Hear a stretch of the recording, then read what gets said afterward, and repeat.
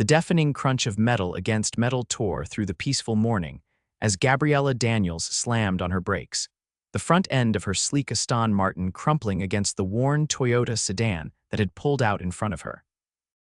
Her heart hammered against her ribs as she gripped the steering wheel, knuckles white, the airbag deflating in front of her. Zach Harris frantically unbuckled his seatbelt, his first thought not for the mangled back end of his car but for his 6-year-old daughter in the back seat. Emma. "Are you okay, sweetheart?" "I'm okay, Daddy," came the trembling voice from behind him, her booster seat having done its job. The car made a big noise. Zach exhaled a shaky breath of relief before anger surged through him. The car, his only reliable transportation, was his lifeline to work, to Emma's school, to everything they needed to survive. And now some reckless driver had plowed into them. He pushed open his door, wincing at the stiffness in his shoulder from the impact. "Stay put, Em. I need to check on the other driver." Gabriella was already stepping out of her vehicle, designer heels clicking on the pavement, her camel-colored coat fluttering in the morning breeze. Her dark hair was pulled back in an elegant chignon, not a strand out of place despite the collision. She surveyed the damage with a clinical gaze, phone already in hand. "Are you hurt?" she asked, her voice calm but authoritative. Zach approached, trying to contain his anger. "No, we're fine, but you rammed into my car. Did you not see us?" Gabriella's eyes narrowed slightly. "You pulled out directly in front of me. I had the right of way." "I was halfway through the intersection when you came speeding down the road," Zach countered, gesturing to his battered sedan. "That car is everything to me and my daughter." At the mention of a child, Gabriella's expression changed. She peered past him to see the little girl with pigtails and wide eyes watching from the back seat. "You have a child in the car." Her professional demeanor softened immediately. "Is she all right?" "She says she is, but she should be checked out." Zach ran a hand through his dark hair. "Look, I can't afford this right now. I just started a new job, we just moved, and this car is all we've got." Gabriella nodded, making a swift decision. "I'm calling my personal assistant to arrange for a tow and rentals for both of us. We'll go to the emergency room to have your daughter examined. I'll cover all costs, of course." Zach blinked, taken aback by the sudden shift. "I don't need charity. It's not charity, it's responsibility," she interrupted, already dialing. "I was involved in an accident with a child. I want to ensure everyone is properly cared for." She paused, looking him directly in the eyes. "I'm Gabriella Daniels." The name hung in the air between them. Even Zach, who paid little attention to business news while juggling single parenthood and staying afloat financially, recognized the name of the CEO of Daniels Tech Innovations, one of the country's fastest-growing technology companies. "Zach Harris," he replied, his anger deflating slightly. "And that's my daughter, Emma." Within 30 minutes, Gabriella's efficiency had transformed the chaos. 2 tow trucks arrived to take away their damaged vehicles. A luxury SUV with a driver appeared to transport them to the hospital. And Gabriella's assistant had already contacted Zach's insurance company and was handling the paperwork. In the back of the SUV, Emma sat between them, her small pink backpack clutched to her chest. "Are you a princess?" Emma asked suddenly, staring up at Gabriella with undisguised curiosity. Gabriella looked startled, then laughed a genuine sound that transformed her serious face. "No, I'm not a princess. Why do you ask? You have a fancy car and you talk on the phone and people do what you say," Emma explained with 6-year-old logic. "My teacher read us a story about a princess who was in charge of everything." Zach felt his cheeks warm with embarrassment. "Emma, miss. Daniels is a businesswoman, not royalty." "Please call me Gabriella," she said, her attention still on Emma. "I'm just someone who works very hard at my job, like your dad does, I imagine." "Daddy works lots of jobs," Emma confirmed. "He fixes computers and drives people places, and sometimes he builds websites at night when I'm sleeping." Gabriella's eyes met Zach's over Emma's head. "Multiple jobs, you're in tech." "IT support during the day, rideshare driver evenings, and freelance web development whenever I can fit it in," Zach admitted. "Single dad making it work, you know?" Something flickered across Gabriella's face, recognition, perhaps, or respect. Before she could respond, they arrived at the hospital, where Gabriella's influence once again cleared all obstacles. Emma was examined immediately, pronounced perfectly fine, and given a colorful bandage for being so brave despite having no actual injuries. As they left the hospital, Gabriella insisted on having her driver take them home. "That's really not necessary," Zach protested. "I'd like to see where you live," Gabriella said, then quickly added, "to make sure you get home safely, of course, and we should discuss the car situation." Their apartment building was in a working-class neighborhood, clean but showing signs of age. Zach felt self-conscious as he led Gabriella and her driver up to the third-floor walk-up. "It's not much," he warned as he unlocked the door, "but it's home." The apartment was small but tidy, with second-hand furniture arranged carefully to maximize the limited space. What caught Gabriella's attention, however, were the walls covered with Emma's artwork, framed family photos, and handmade decorations. "Daddy, can I show Miss Gabby my room?"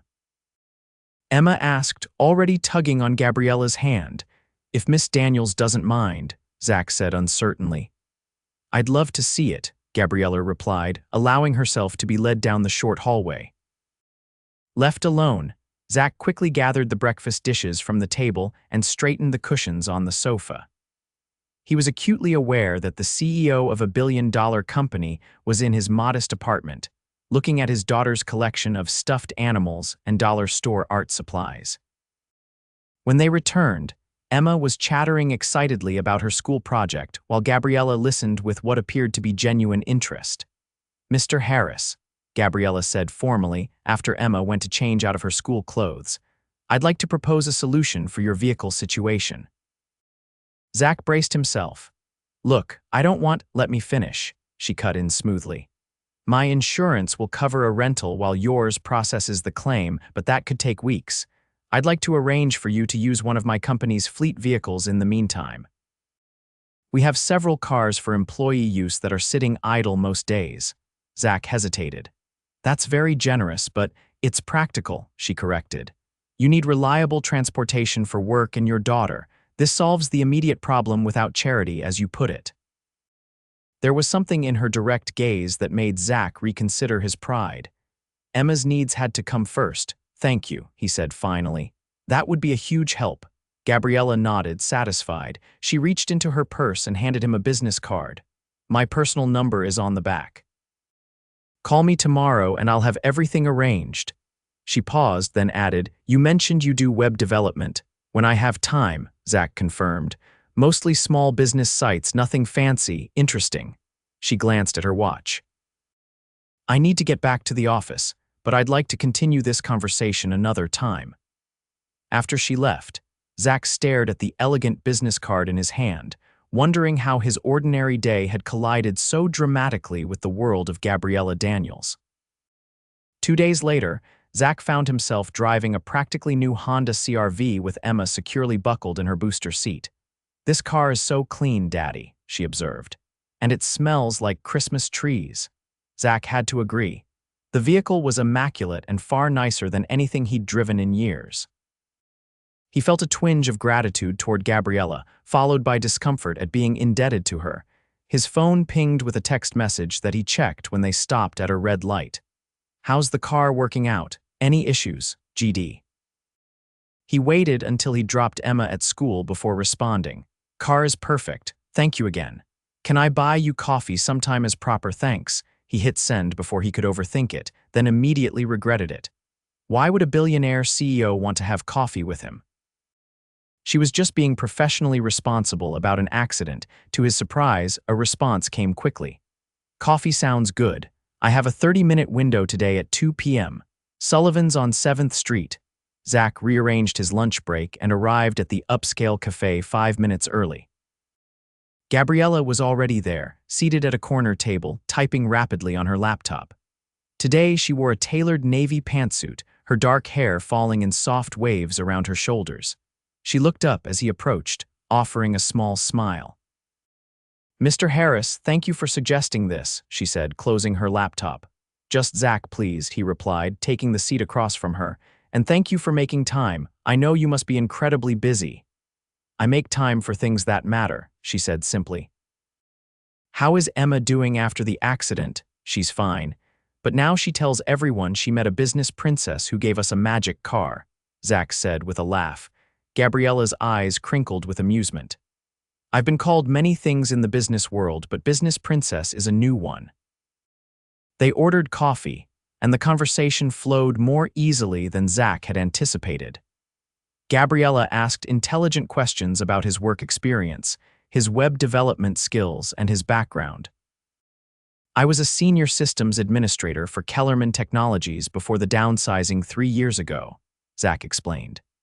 That happened right after my wife died, so between grieving and suddenly becoming a solo parent to a 3-year-old, I took whatever work I could get to stay afloat. Gabriella's expression softened. I'm sorry about your wife, that must have been incredibly difficult. It was, Zach admitted, but Emma needed me to function, so I did. Kids are remarkable motivation. You've managed to keep multiple jobs while raising her alone, Gabriella observed. That's impressive, Zach shrugged. You do what you have to do for your kids.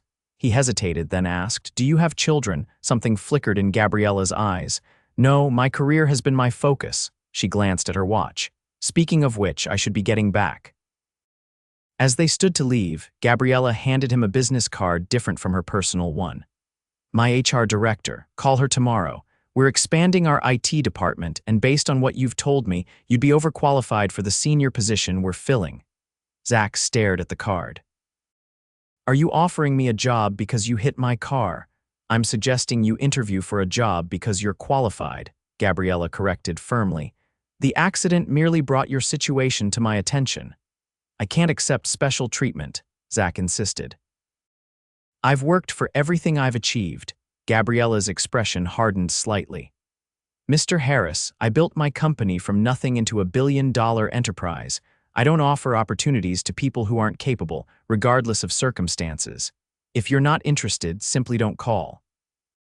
With that, she turned and walked away, leaving Zach holding the card and wondering if he'd just ruined his chance at a life-changing opportunity.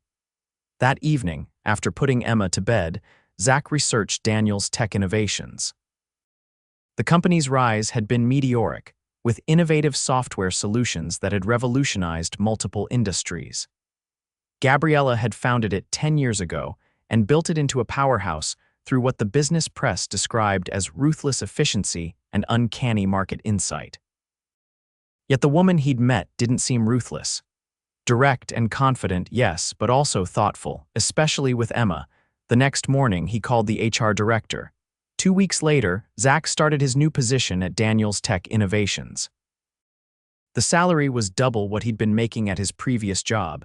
The benefits were comprehensive, and the hours were reasonable enough that he could finally stop driving for the rideshare company. He saw Gabriella occasionally in the halls or in meetings, but she maintained a professional distance. He wasn't sure if she was avoiding him or simply busy running her empire. Either way, he focused on proving himself in his new role, determined to show that he deserved the position on merit. One evening, as he was working late to finish a server migration, a voice from his office doorway startled him. Still here at 8 p.m. on a Friday, that's dedication. Gabriella stood there, her usual business attire exchanged for dark jeans and a casual blouse, a leather jacket draped over her arm. Just finishing up this migration, Zach explained, suddenly aware of his rumpled shirt and the empty coffee cups littering his desk. Emma's having a sleepover at a friend's house, so I thought I'd get ahead on the project. Gabriella nodded approvingly. How's the job working out? It's fantastic, Zach said honestly. Challenging in all the right ways, great team, and I'm home for dinner with Emma most nights. Good, she said, seeming genuinely pleased. Your team leader says you've already implemented some significant improvements to our network security. Just applying best practices, Zach said modestly. You had good systems in place already. Gabriella hesitated, then asked, Have you eaten dinner? Not yet, Zach admitted, his stomach choosing that moment to growl audibly. There's a good Italian place 2 blocks away, she suggested, if you're interested in company. Surprised but pleased, Zach saved his work and grabbed his jacket. Lead the way. The restaurant was cozy and authentic, with checkered tablecloths and bottles of wine lining the walls. Over plates of pasta, Gabriella relaxed visibly, the commanding CEO persona softening into someone more approachable. "Why technology?" Zach asked after they'd covered the safe topics of work projects and office politics. "What drew you to start a tech company?" Gabriella twirled pasta around her fork thoughtfully. "Problem solving," she said finally. "I've always loved solving puzzles, finding efficiencies. Technology allows me to create solutions that impact thousands of businesses, millions of people." "You're good at it," Zach observed. "Your reputation in the industry is legendary." "And what's my reputation?" she asked, a hint of challenge in her voice. "Brilliant, demanding, exacting," Zach replied honestly. "Some articles called you cold, but I think they mistake focus for coldness." Gabriella's eyes widened slightly at his candor. "Most people wouldn't say that to my face. Most people don't have the advantage of meeting you because you crashed into their car," Zach countered with a small smile. She laughed, the sound warm and genuine. "A unique introduction, certainly." The conversation flowed easily through dinner and dessert. Zach found himself sharing stories about Emma, about the challenges of single parenthood, about his dreams of eventually starting his own IT security consultancy. "You could do it," Gabriella said with conviction. "You have the technical skills and the people skills. That's a rare combination in this industry." "Someday," Zach agreed, "when Emma's older and we're more established."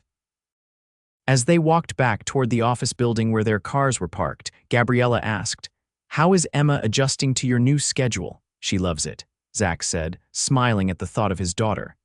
"She's especially thrilled that I don't have to work weekends anymore." "We're going to the Children's Museum tomorrow." Gabriella nodded, then hesitated before asking, "Would it be inappropriate if I joined you? I've never been to a children's museum and Emma is refreshing company." Zach blinked in surprise. "You want to spend your Saturday at a children's museum?" "If it's an imposition, no, not at all," Zach assured her quickly. "Emma would be thrilled. She asks about you all the time, the business princess who gave us the magic car." A genuine smile lit up Gabriella's face. "Then it's a date, I mean an outing. I'll meet you there at 10. Zach nodded, trying to ignore the flutter in his chest at her slip of the word date. The next day, Emma was bouncing with excitement when Gabriella met them at the museum entrance. To Zach's surprise, Gabriella had dressed casually in jeans, sneakers, and a simple sweater, her hair pulled back in a ponytail, a stark contrast to her usual polished appearance. "Miss Gabby," Emma exclaimed, rushing forward. "You came to the Fun Museum." "I wouldn't miss it," Gabriella replied, dropping to one knee to greet her properly. "I hear you're the best tour guide in town." Emma took her responsibilities seriously, dragging Gabriella from exhibit to exhibit, explaining everything with the authoritative inaccuracy of a 6-year-old. Gabriella followed along gamely, asking questions and participating in the hands-on activities with genuine enthusiasm. Watching them, Zach felt a complicated mix of emotions. It had been just him and Emma for so long that seeing her connect with another adult, particularly a woman, was both heartwarming and slightly unsettling. "Daddy, Miss Gabby made a tornado in the tube." Emma called, waving him over to the weather exhibit where Gabriella was demonstrating air pressure principles. "Well done," he said, genuinely impressed. "I didn't know you were a science enthusiast." "Engineering degree before business school," Gabriella explained with a small shrug. "The practical applications always fascinated me." By lunchtime, Emma had claimed Gabriella as her new best friend, insisting she join them for pizza at their favorite restaurant.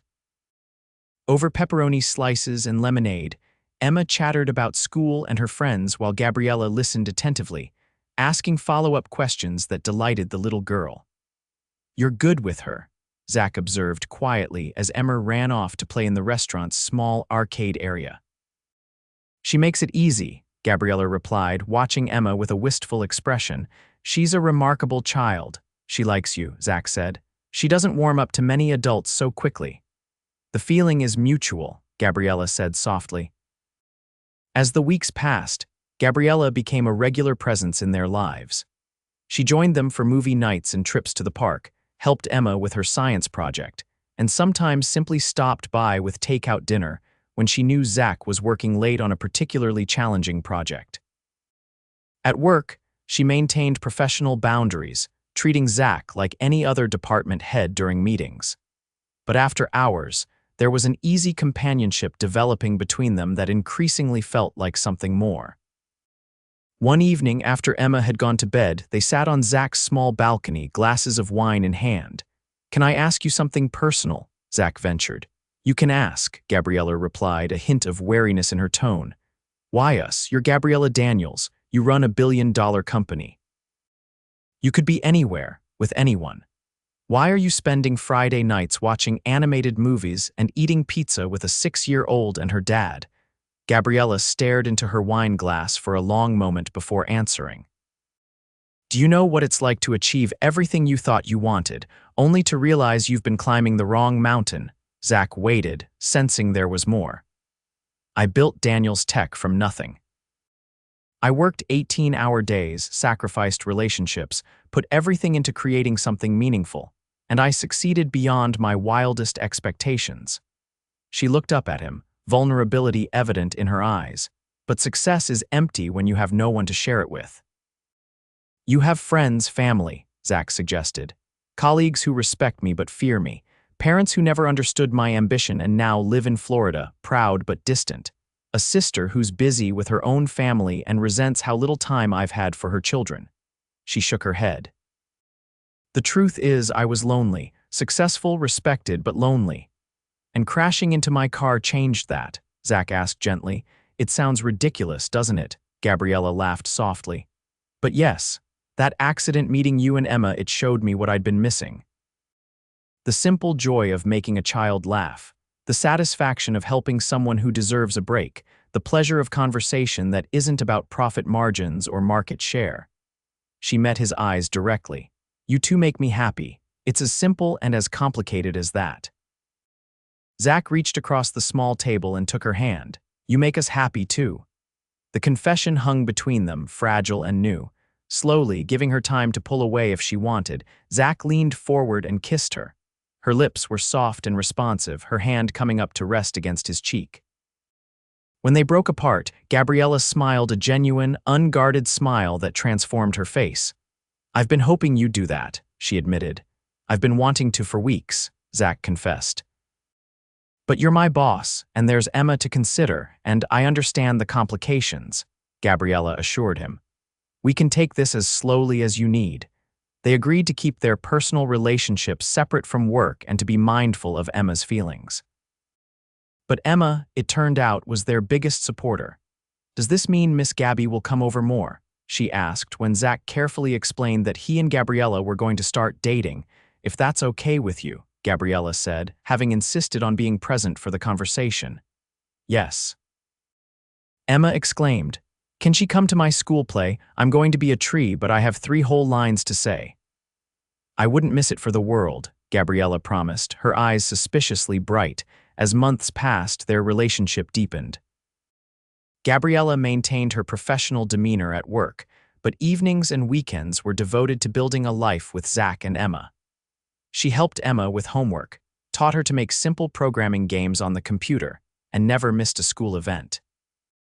With Zach, she slowly revealed the vulnerable woman behind the CEO persona, someone who doubted herself despite her success, who worried about the personal sacrifices she'd made for her career, who longed for the family connections she'd neglected. "My sister invited us to her son's birthday party next weekend," Gabriella mentioned one evening as they prepared dinner together in Zach's kitchen. "All 3 of us, if you're comfortable with that." Zach paused in chopping vegetables. "Meeting the family is a big step. Too soon?" Gabriella asked, uncertainty flashing in her eyes. "No," Zach said, setting down the knife to take her hand. "Not too soon. We've been together for almost 6 months. I'd love to meet your family." The birthday party was a success, with Emma instantly bonding with Gabriella's niece and nephew, while Zach charmed her sister and brother-in-law with his easy humor and genuine interest in their lives. Watching them all together, Gabriella felt pieces of her life falling into place that she hadn't even realized were missing. 1 year after the accident that brought them together, Zach proposed on the very street corner where their cars had collided. Emma stood beside him, holding a small velvet box and grinning with the secret they'd been keeping. "This is where our lives crashed together," Zach said, getting down on one knee. "It was messy and unexpected and inconvenient and the best thing that ever happened to me." Gabriella, who had been wondering why they were stopping at such an ordinary intersection, covered her mouth with her hand as she realized what was happening. "Gabriella Daniels, you rebuilt more than just my car. You helped rebuild my life, my hope, my future. Emma and I both love you more than we can say. Will you marry us and make our family complete?" Emma held out the box, her small face solemn with the importance of the moment. "Yes," Gabriella whispered, tears streaming down her face. "Yes to both of you, to all of it." Emma cheered and launched herself into Gabriella's arms while Zach slipped the ring onto her finger, an elegant emerald surrounded by diamonds. "Green like my birthstone," Emma exclaimed proudly. "I helped pick it. It's perfect," Gabriella assured her, then pulled Zach into the embrace. "You're both perfect." They were married 6 months later in an intimate ceremony with Emma serving as both flower girl and best daughter, as she insisted on being called. Gabriella's parents flew in from Florida, her relationship with them strengthened by her obvious happiness. Zach's parents welcomed Gabriella warmly into their family, grateful for the joy she had brought to their son and granddaughter.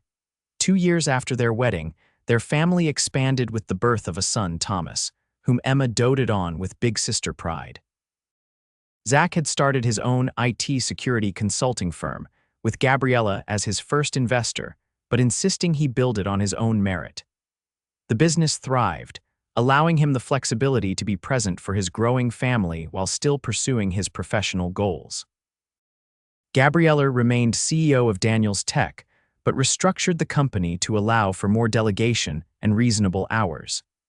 She often brought Thomas to the office with her, establishing an on-site daycare that became a model for family-friendly corporate policies. 5 years to the day after their accident, Zach and Gabriella returned to the same street corner with Emma and Thomas. Emma, now 11 and as articulate as her stepmother, read from a journal entry she'd written for school. "5 years ago, my dad's old car got smashed by a fancy car. We were sad because we needed that car. But the lady who hit us turned out to be my bonus mom, and now we have a family that's bigger and better than before. Sometimes the worst days turn into the best things that ever happened to you." Gabriella wrapped her arm around Emma's shoulders, her other hand holding Zach's, while Thomas darted around them on the sidewalk, oblivious to the significance of the ordinary intersection. "Best accident of my life," Gabriella murmured to Zach. "Best crash ever," he agreed, kissing her temple. "Who knew a fender bender would bend my life toward you?" As they headed home, the four of them together, Gabriella reflected on the strange, beautiful journey that had begun with the sound of metal crushing metal. In all her careful planning and strategic thinking, she had never anticipated that her greatest happiness would come from a random collision on an ordinary morning. Sometimes life's most meaningful journeys began with a crash.